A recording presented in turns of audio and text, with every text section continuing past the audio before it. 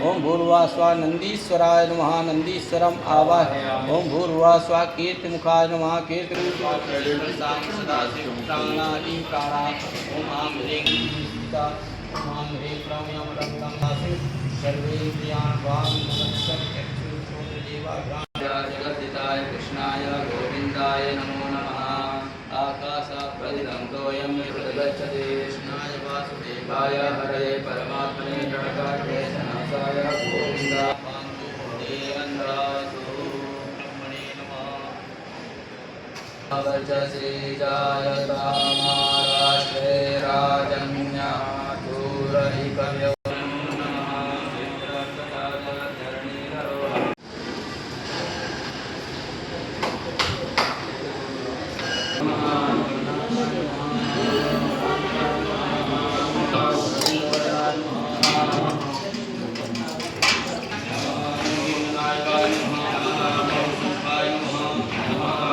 नमः। ओम प्रमोदाय नमः। ओम आमोदाय नमः। ओम सुरानंदनाय नमः। ओम मदोत्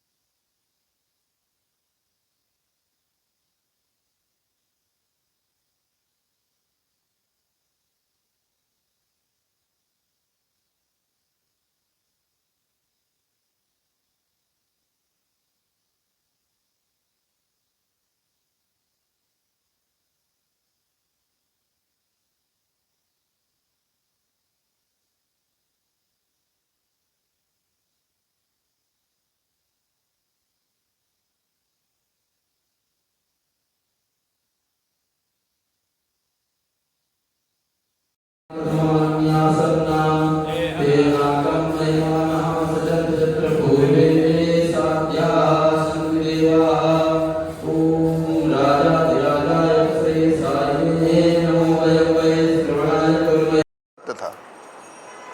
उसकी पत्नी बहुत सुंदरी थी, इतनी सुंदरी थी पत्नी के प्रति आकर्षित था। प्रबल अम्बुवेग के साथ सागर में समाहित होने के लिए तत्पर होती हैं, भागती हैं, वैसे ये गोपिकाएं अपने जीवात, अपने परमात्मा, अपने परमाराध्य भगवान श्री कृष्ण की ओर भाग रही हैं। 15 घंटे की यात्रा है तो 10 घंटे खाने में उनका निकलता है। पता नहीं क्या खाते हैं, वो कहाँ ले जाते हैं, कहाँ रखते हैं, भगवान मालिक। तुलसी राजाओं का वर्णन आता है, उसमें ऐसी कथा आती है, भाइयों ने कुछ नहीं दिया लेकिन माता पिता की सेवा के माध्यम से उस राजकुमार ने सब कुछ प्राप्त किया। तो हम अपेक्षा क्यों रखें? बड़ा होगा, लाठी का सहारा बनेगा, क्या क्या सोचता है व्यक्ति। मुझे हंसी आती है ऐसे लोगों पर, हैं? बच्चे कभी लाठी का सहारा बनेंगे क्या? लाठी मारने का काम कर सकते हैं, सहारा तो नहीं बनेंगे। कान के कुंडल नाकन में, ये बहुत अच्छा पद है। हाथ की चूड़ियाँ पाँव में धारी, हाथ के लंबा पद है। वो जो श्रृंगार की जो भी वस्तुएं होती हैं, उन गोपिकाओं ने कोई ध्यान नहीं रखा कि कान वाली बाली नाक में पहननी है कि नाक वाले को कान में पहनना है, ओढ़ने वाले को लपेटना है या लपेटने वाले को ओढ़ना है। अस्त व्यस्त, क्योंकि उनका मन कृष्ण के प्रति समर्पित है। और जब कृष्ण के प्रति मन समर्पित होता है तो तन के श्रृंगार की कोई ज़रूरत नहीं होती। शरीर का श्रृंगार कौन करता है? शरीर के श्रृंगार की उपादेयता केवल भौतिक आकर्षण के लिए होता है, भगवान के लिए नहीं हो सकता, जरूरत नहीं है। और दूसरी चीज, प्रतिबिंब के पीछे क्यों दौड़े हम, जब साक्षात जगतपति, जगत पिता, जगदीश हमारे सन्मुख उपस्थित हैं। हम उन पतियों के पीछे क्यों दौड़ें जो आप पातिव्रत्य के उपदेश दे रहे हैं? वो सामान्य जीवन में फलित होता है कि पति परमेश्वर होता है, लेकिन जब हम परमेश्वर से साक्षात जुड़ गए, मीरा परमेश्वर से जुड़ गई, तो क्या बोलती हैं? मेरो तो गिरधर गोपाल दूसरो न कोई दूसरा मेरा नहीं। और जाके सिर मोर मुकुट मेरो पति सोई, वही मेरा पति है। ऐसे वो बर को बरे, मीरा ने कहा कि ऐसे बर को क्या विवाह करना है, 7 फेरे 4 फेरे क्या क्या जो लगाते हैं लोग, वैसे 7 फेरे तो नहीं लगते, 4 फेरे ही लगते हैं। ये धारावाहिक वालों ने प्रचार कर दिया 7 फेरों का। शास्त्र का नियम नहीं है, 7 फेरे नहीं होते हैं। सप्तपदी, मैत्री सप्तपदी भवेत, 7 कदम चलने के वचन होते हैं, फेरे नहीं होते 7। लक्षण में जब आप 10वां स्कंद पढ़ेंगे श्रीमद् भागवत के उत्तरार्ध में, तो वहाँ पर वाग गदगदा द्रवते यस्य चित्तम रुदत्य भीक्षणम हसति क्वचिच्च विलज्य उद्गायति नृत्यते च मदभक्ति युक्तो भुवनम पुनाति कहा। जिसकी वाणी गदगद हो जाती है, रोता है, विलाप करता है, कभी कभी धरती पे लौटने लगता है मेरी याद में, वो मेरा परम भक्त कहा गया है। मम गुण गावत पुलक शरीरा गदगद गिरा नयन बह नीरा, ये मेरे भक्त का लक्षण है। तो रोना जरूरी है। रोना जीवन की पवित्रता का एक साधन बनता है। अंतरात्मा की, हृदय की पवित्रता हो जाती है। रोने से भीतर का सब पवित्र हो जाता है। जितने विकार हैं रुदन के माध्यम से बाहर आ जाते हैं। लेकिन वो कब? जब हम भगवान के लिए रोते हैं। बेटी की विदाई में और बेटे के पिटाई में जब रोएंगे तो कुछ नहीं होगा। रुदन, भगवान के लिए रोना बहुत ध्यान देने वाली बात है। जो हम संसार के लिए रोते हैं वो कुस्वर रुदन है, और जो भगवान के लिए रोते हैं तो वो सुस्वर हो जाता है। नहीं तो रुलाई कभी, आपने गीत तो स्वर में सुने होंगे, स्वर में गीत होता है, राग में गीत होते हैं, रुदन राग में थोड़ी होता है। कोई स्वर में रोता है क्या? भोपाली में और खमाज में और भैरवी राग में कोई रोता है क्या? नहीं रोता। तो सुस्वरम रुरुदुः का मतलब क्या हुआ? संसार के लिए जो रोते हैं, बेटी की विदाई में हाय हाय करके। पहले ज़माने में तो माताएं खूब रोती थी, अब नहीं रोती हैं, अब कम हो गया। अब तो विदाई हुई, बाय मम्मी, बैठ गई गाड़ी में चली गई। मैं सही बोल रहा हूँ कि नहीं बताओ? अब कौन रोता है खुरासिया जी? बहुत कम। माताएं अभी भी जो भावना गांव से जुड़े हुए लोग हैं रोते हैं। शहर वाले तो बिल्कुल नहीं रोते। शहर में तो मम्मी जा रही हूँ, सी यू कह के चली जाती है। समझ में बात नहीं आ रही है। फिर भगवान ने कहा कि हे गोपियों, रात्रि के समय में अपने घर का त्याग करके आप चली आई हो, ये उचित नहीं है। पातिव्रत्य धर्म का उपदेश देने लगे। अब आप एक बात बताओ, मन को आकर्षित करके कोई पातिव्रत्य उपदेश दे तो गुस्सा आएगा ना? एक तो बुला लिया और ऊपर से ज्ञान देने लगा। तो गोपिकाओं को भगवान कहते हैं कि पति का त्याग करके नहीं आना चाहिए। तदयात माचिरम गोष्ठम शुश्रूषध्वम पतिं सती। आपके बच्चे रो रहे होंगे, आपके पति आपकी प्रतीक्षा करते होंगे, आप शीघ्र वापस चले जाइए। ये विचित्र सी बात है। जिसने अपना सर्वस्व कृष्ण को माना हुआ है, उसके लिए पति क्या, उसके लिए पिता पुत्र क्या? उपनिषदों में लिखा है, एको नारायणो माता पिता भ्राता निवासः शरणः सुहृत्। सब कुछ भगवान हैं। भगवान के अतिरिक्त कोई संबंधी हो ही नहीं सकता। अगर कोई अच्छा रिश्तेदार है तो केवल भगवान है। वल्गित भ्रूरधरार्पित वेणुम कोमलांगुलिभिराश्रित मार्गम गोप्य ईरयति यत्र मुकुंदः। सुखदेव भगवान कहते हैं, बाम बाहुकृत बाम कपोलो। बाएं बाह की तरफ ऐसे कपोल कर देते हैं भगवान। और वेणु बांसुरी बजाते समय ऐसे करते हैं ना, टेढ़े हो जाते हैं। बहुत प्यारा वाद्य है बांसुरी, बहुत सुंदर लगता है स्वर, और कठिन भी है। आप ये मत सोचिए कि बांसुरी बहुत आसान वाद्य है, बहुत कठिन वाद्य है। नेत्रों के सामने बाह्य सौंदर्य जो हमें भौतिक दृष्टिगोचर होता है, भौतिक धरातल पे, वो इसलिए आकर्षक होता है कि हमारे सामने उससे सुंदर वस्तु कभी दिखी नहीं। जिस दिन सुंदर वस्तु दिख जाएगी, ये सारे आकर्षण। तभी तो संत महात्माओं को क्या होता है, उनका सौंदर्य किसी चमड़ी में कैसे हो सकता है? नहीं हो सकता है। वो सोचते हैं क्या देखना है इसे। आप कितने सुंदर थे 20 साल पहले, आप विचार करिए। अभी हैं आप? नहीं है, ह्रास हो गया, सारी सुंदरता खत्म हो गई। अब कितना भी आप जा करके अपना सर्जरी कराओ, कुछ भी कराओ, लेकिन वो 18 साल वाली 20 साल वाली सुंदरता तो नहीं मिलेगी, ह्रास हो गया। भगवान के सौंदर्य का ह्रास नहीं होता है, इसलिए भगवान सच्चिदानंद हैं। सत्य यहाँ प्रस्तुत किया गया। लोग कहते हैं कि ऐसे भगवान संस्थापनाय धर्मस्य, जो धर्म की संस्थापना के लिए प्रकट होते हैं, वो ऐसा अनैतिक कार्य कैसे कर सकते हैं? इतनी स्त्रियों का अंग संग करना, स्पर्श करना, ये भगवान की लीला का अंग कैसे हो सकता है? दुराग्रही जो विवेकहीन व्यक्ति हैं ऐसी शंका करते हैं। उनके लिए भगवान सुखदेव ने उत्तर दिया कि ये गोपियाँ बाहर नहीं हैं। गोपियाँ कौन है? भगवान की ही स्वरूप भूता। जैसे प्रतिबिंब, बिंब और प्रतिबिंब का भेद होता है, हम कहीं खड़े होते हैं तो हमारी परछाई दिखती है, वैसे ही जैसे बालक अपने प्रतिबिंब से क्रीड़ा करता है, खेलता है, छोटा बच्चा अपनी परछाई को पकड़ने की कोशिश करता है, जैसे कोई बालक अपने प्रतिबिंब के साथ क्रीड़ा करता है, वैसी ही लीला भगवान की है। तो यहाँ विकार का प्रश्न कहाँ से आएगा? यथार्वकः स्वप्रतिबिंब विभ्रमः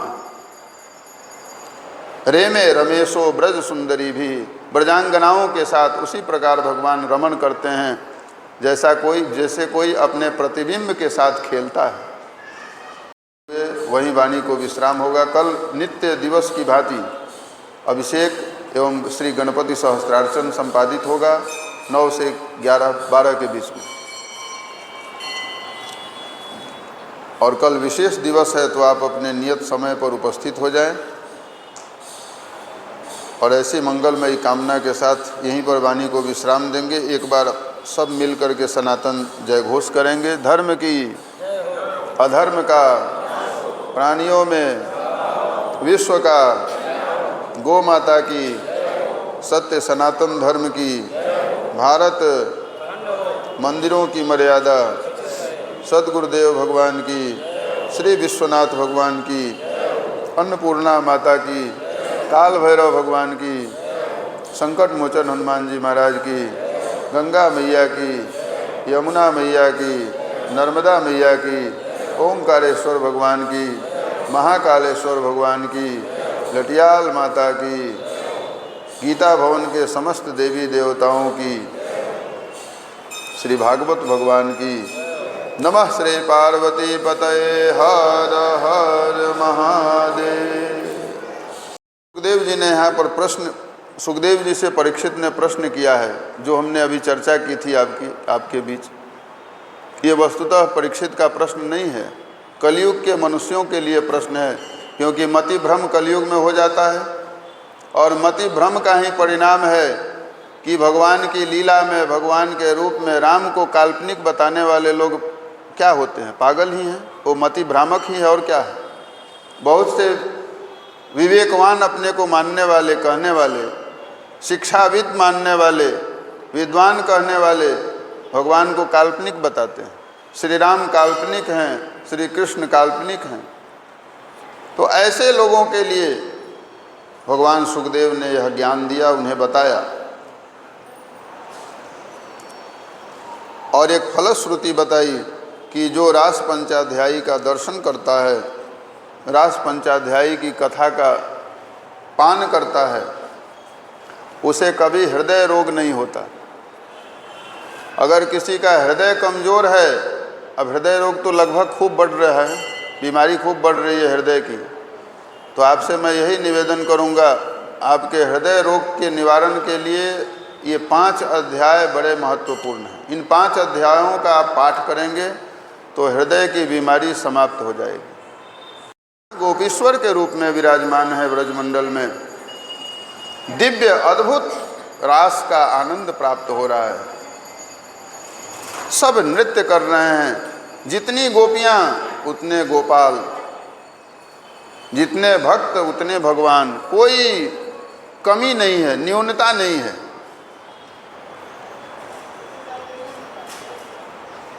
बोले रास बिहारी भगवान की। आप मेरे साथ में बोलिए, राधा नाचे कृष्ण नाचे, नाचे गोपीजन, राधा नाचे कृष्ण नाचे, मन मेरो बन गयो सखी रे पावन वृंदावन, मन मेरो बन गयो सखी रे पावन वृंदावन, राधा नाचे कृष्ण नाचे, नाचे गोपीजन, राधा नाचे, मन मेरो बन गयो सखी रे पावन वृंदावन,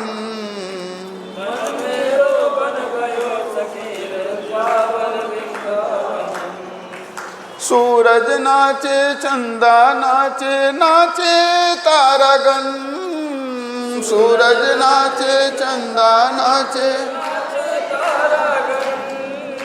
मन मेरो बन गयो सखी रे पावन वृंदावन,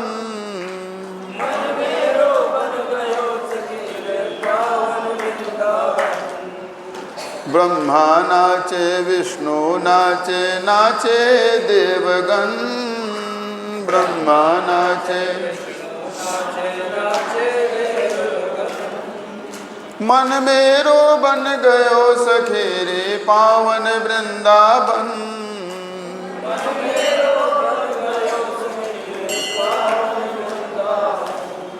बोलिए रास बिहारी भगवान की। रास मंडल मंडन भगवान की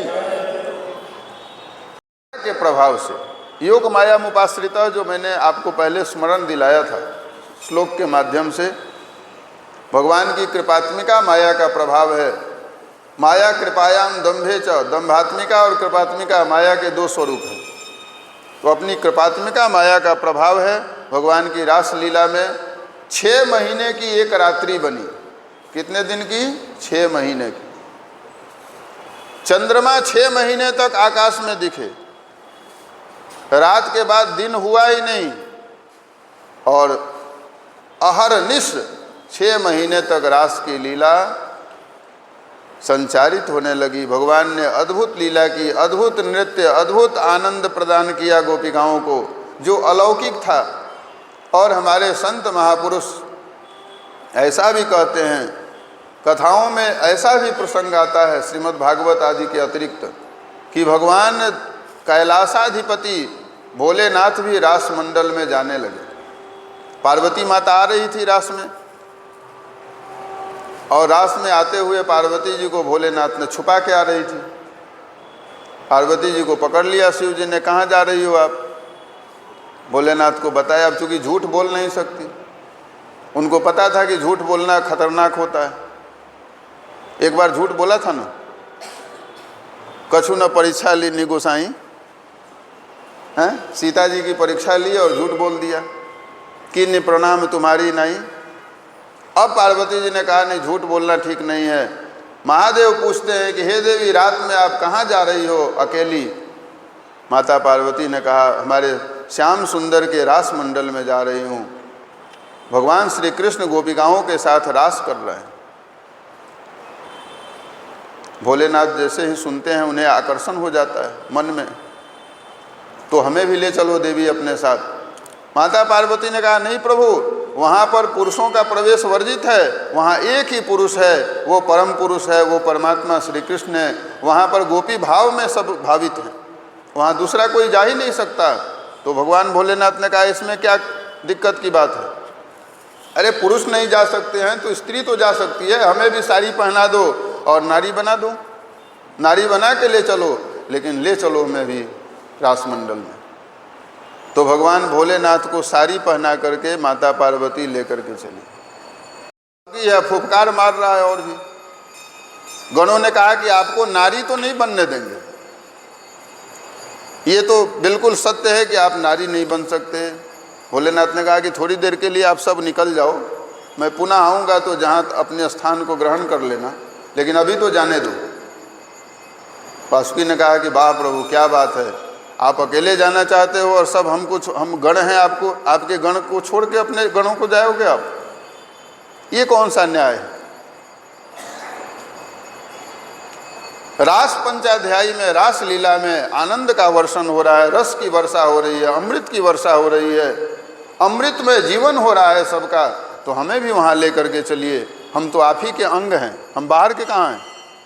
आपको क्या लग रहा है नंदी कोई और हैं? कलमासपाद ऋषि के पुत्र कलमासपाद ऋषि ने अनंत काल तक, शिव पुराण में वर्णन आता है, असंख्य वर्षों तक जप किया, घोर तप किया, और भगवान शिव से कहा कि आपको पुत्र रूप में हम प्राप्त करना चाहते हैं। भगवान शिव ही तो नंदी बन के आए। फिर नंदी ने सेवा स्वीकार की, कैलाश चले गए नंदी। तो सारे गणों को भगवान ने कहा, ठीक है, अगर चलना चाहते हो तो कोई भी उधम नहीं करना है, कोई खुराफात नहीं, शांति से जो जहाँ है बैठे रहे। बासुकी गले में चिपक गया, छुप गया।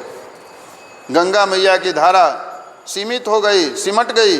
जटा बांधी भगवान ने और घूंघट में जटा को ढक लिया और साड़ी पहन के चलने लगे। अब तांडव करने वाले भोलेनाथ को साड़ी में चलने की आदत है नहीं। पुरुष कैसा भी साड़ी पहन ले तो पकड़ में आएगा ही चलने के कारण। अब बड़ी समस्या, वो जैसे आर्मी वाले परेड करते हैं ना, लेफ्ट राइट वाला, वैसे धीरे धीरे चल रहे हैं, मुश्किल है चलने में भी। भगवान भोलेनाथ माता पार्वती के साथ रास मंडल में प्रवेश करते हैं। दिव्य अद्भुत भगवान श्याम सुंदर ने जैसे वेणु नाद किया है, वेणु के ध्वनि को सुन करके देवताओं ने अपनी अपने लोक का त्याग कर दिया। आकाश से जयकार होने लगी। योगी ऋषि महात्मा अपनी समाधि भूल गए। अप्सराएं गंधर्व अपना नृत्य अपनी कलाएं भूल गए। भगवान के वेणु में ही सब समाहित हो गया, सबका ज्ञान। और भोलेनाथ की दशा ये हुई कि वेणुनाद का श्रवण जैसे वासुकी ने किया, वो निकल के बाहर उछलने लगा। गंगा की धारा अपने आप प्रवाहित होने लगी, सारी भींग गई। और नारी के रूप में जो शिव जी थे वो रंगे हाथ पकड़े गए। भगवान श्री कृष्ण ने हाथ पकड़ लिया, कहा भोलेनाथ आप चोरी कब से करने लगे?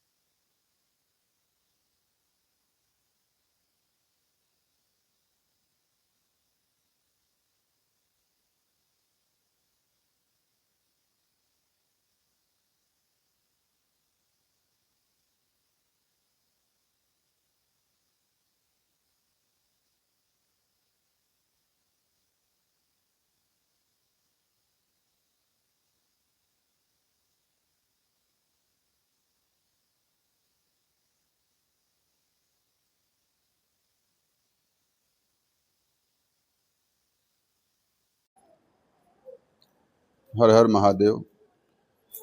ये विगत 3 दिनों से राष्ट्रमंगल यात्रा के क्रम में हम गीता भवन उपस्थित हुए थे और विगत 3 दिवसों से प्रवचनात्मक कार्य और प्रातःकाल ये श्री गणेश जी का सहस्त्र नामार्चन और महादेव जी का षडंग रुद्राभिषेक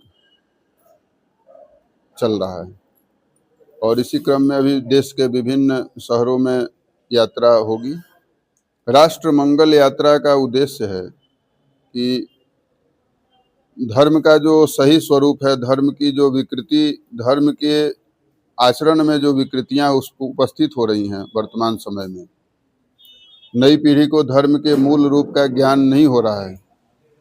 धर्म के सही स्वरूप को समझाने के उद्देश्य से और सबके भीतर जब हमारा राष्ट्र मंगल की दिशा को प्राप्त करेगा, मांगलिक स्वरूप को प्राप्त करेगा, तो हमारा जीवन भी मंगलमय होगा, क्योंकि हम राष्ट्र में रहने वाले हैं, राष्ट्रीय हैं। तो राष्ट्र का मंगल धर्म के से विमुख होकर नहीं हो सकता है।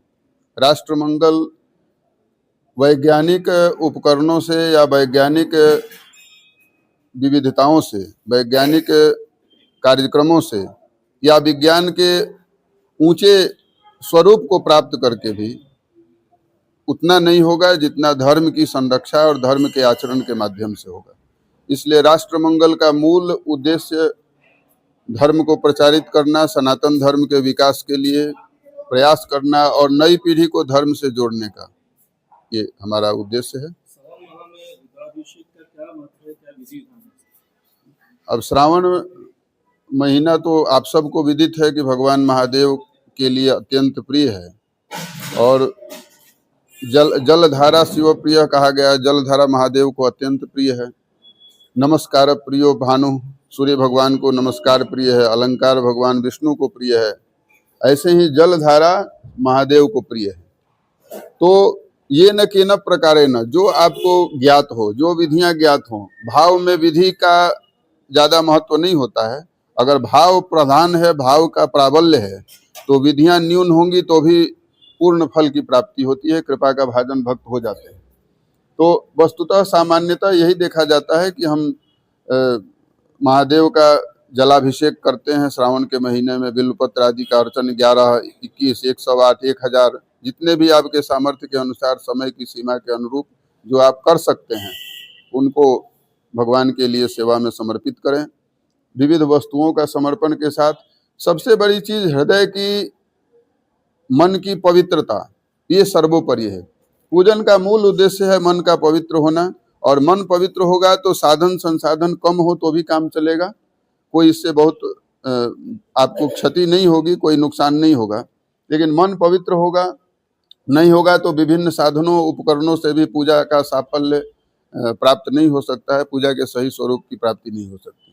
तो महादेव का महीना है और महादेव के इस श्रावण मास में हम उनके श्री चरणों में निवेदन करेंगे, सनातन धर्मी प्रत्येक भक्त के हृदय में शिव भक्ति का अभ्युदय हो। और शिव भक्ति सहिष्णुता का प्रतीक है। महादेव सहिष्णु हैं, विष का पान करते हैं। महादेव पृथ्वी तत्व के अधिष्ठात्री देवता हैं। 5 तत्व हैं, 5 तत्वों के विभिन्न देवता माने गए हैं। तो क्षिते ऋषः, क्षिति तत्व के अधिष्ठात्री देवता भगवान शिव हैं। तो हमारे जीवन में उदारता, हमारे जीवन में प्रतिकूल परिस्थितियों को सामना करने की क्षमता हो, नई पीढ़ी हताश न हो, नई पीढ़ी धैर्य खो करके सुसाइड कर रही है, नई पीढ़ी के भीतर धैर्य शक्ति समाप्त हो रही है, थोड़ी थोड़ी बातों में क्रोध आ जा रहा है, समाज बिखर रहा है, परिवार बिखर रहा है, भाई भाई से विरोध हो रहा है। तो इन सब कारणों में कहीं न कहीं से हमारे पूजा पद्धति की विकृति, पूजा पद्धति में कमी, सनातन से न जुड़ने का ही एक परिणाम है। तो भगवान महादेव का परिवार है एक, आप देखिए उदाहरण, महादेव के परिवार में परस्पर विरोधी भाव सब जीव उपस्थित हैं। नंदी बैठे हुए हैं, सर्प वासुकी बैठे हुए हैं, सिंह बैठे हुए हैं, और जो सब एक दूसरे के दुश्मन हैं। मोर है कार्तिकेय का, जो सर्प का विरोधी पक्ष है, उसके मन में विरोधी भाव है सर्प के प्रति। नंदी है तो सिंह के विरोधी, एक दूसरे के विरोधी होने के बाद भी परिवार में सस्नेह, सप्रेम, सौहार्द भाव को स्थापित करते हुए बैठे हुए हैं। इसलिए शिव परिवार की पूजा से हमारा परिवार मंगलमय होगा, परिवार मंगलमय होगा तो राष्ट्र मंगलमय होगा। हाँ, तो युवा वर्ग के लिए मेरा यही निवेदन होगा कि सनातन धर्म की जो व्यवस्थाएं हैं, जो हमारे ऋषियों ने प्रसारित की हैं, उनका आचरण करें। मोबाइल देख करके और तरह तरह दिग्भ्रमित करने वाले सोशल मीडिया का लाभ भी है, सोशल मीडिया की हानि भी है, दोनों ही है। विकास विनाश का भी कारण होता है, विकास विस्तार का भी कारण होता है। एक विकास से हमारे जीवन में नई उपलब्धि भी होती है, लेकिन वो विनाश का कारण कब हो जाता है? जब हम उसका दुरुपयोग करते हैं। तो सोशल मीडिया के माध्यम से कई ऐसे भ्रामक प्रसंग उपस्थित होते हैं। जैसे मैं कल ही देख रहा था, कोई व्यक्ति बोल रहा था कि ये कैसे संभव है कि लंका में श्री राम गए होंगे, कैसे संभव है कि वहाँ रावण और अशोक वाटिका होगी, कभी किसी ने देखा नहीं। अरे मूर्ख व्यक्ति, तुमको तुम्हारी आंखों से ये देखे तो तुम सामान्य जीव कैसे कहलाओगे? देखने के लिए वैसी प्रज्ञा चक्षु होनी चाहिए। ये काल्पनिक कैसे हो सकती है? श्री राम को काल्पनिक बताने वाले लोग युवा को भटका रहे हैं, युवा पीढ़ी भटक रही है उनके दिग्भ्रमित करने वाले भाषणों से। तो ऐसे भाषणों को सुन करके भी अनसुना करे। नई पीढ़ी ऋषियों की परंपरा से जुड़े, भारतवर्ष की सनातन संस्कृति से जुड़े, ऐसा प्रयास हमारे हृदय में हो। और हम शिव जी से, महादेव जी से श्रावण के महीने में उनके श्री चरणों में ऐसा निवेदन करते हैं।